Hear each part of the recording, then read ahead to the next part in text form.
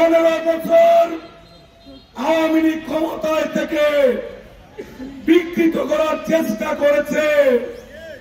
জিয়াউর রহমান সাহেবের অবদানকে খাটো করার চেষ্টা করেছে। খালেদা জিয়া বিএনপি অবদানকে খাটো করার চেষ্টা করেছে।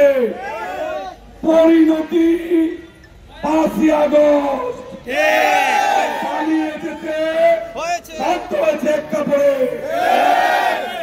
মোদী সাহেব ভারতে বসে শেখ হাসিনাকে আশ্বস্ত করেছিলেন যতদিন শেখ হাসিনা জীবিত থাকবেন ততদিন নাকি বাংলাদেশের মস্তক থেকে কেউ উনাকে নামাতে পারবে না।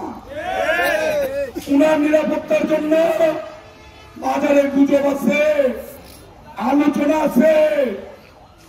ভারত প্রশিক্ষিত অত্যাধুনিক অস্ত্রশস্ত্র দিয়ে নিরাপত্তা দিয়েছিল, কোনো কিছুই কিন্তু কাজে লাগেনি। আমরা সাম্প্রদায়িক সম্প্রীতির দেশ। বিএনপি বরাবরই বলে সম্প্রীতি রেখে বিএনপি রাজনীতি করবে, এটা বিএনপি রাজনীতির ঐতিহ্য। জিয়াউর রহমান সাহেবের হাতে গড়া বিএনপি ভুল করতে পারে না। সেই জন্য আমরা আমাদের প্রিয় নেতা তারেক রহমান সাহেবের কথা যদি মনোযোগ দিয়ে শুনি, নেতা বলেছেন কোন পাতানো ফাঁদে পা দেওয়া যাবে না। আওয়ামী লীগ আশ্রয় নিয়েছে ভারত, ভারত ঋণ শোধ করছে। শেখ হাসিনা প্রধানমন্ত্রী থাকা অবস্থায় আবেগে গর্বের সাথে বলেছেন সব কিছু উজাড় করে দিয়েছিলেন ভারতকে। মনে নাই শেখ হাসিনা নিজের মুখে বলেছিলেন ভারত শেখ হাসিনার সব কিছু কেড়ে নিয়েছে।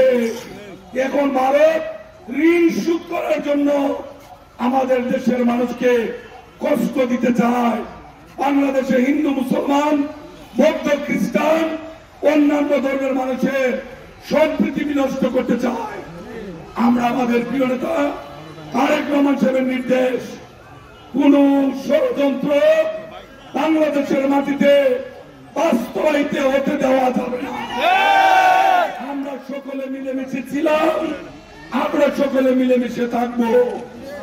গতকালকে অন্তর্বর্তীকালীন সরকার প্রধান ডক্টর ইউনূস সাহেব বলেছেন আগামী বছর ডিসেম্বরের শেষ দিকে অথবা 26-এর প্রথমার্ধে বাংলাদেশের জাতীয় নির্বাচন হবে।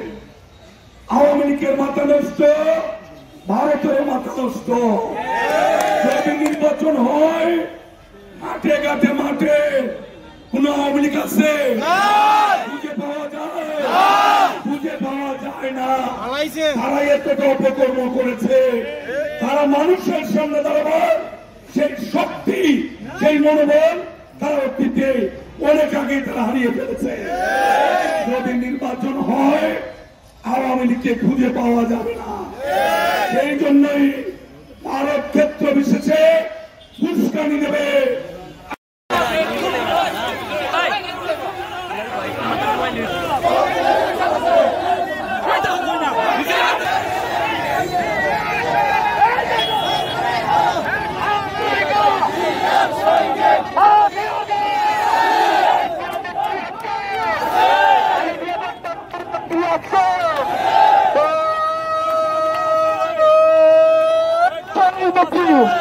Canada, Dia, Canada.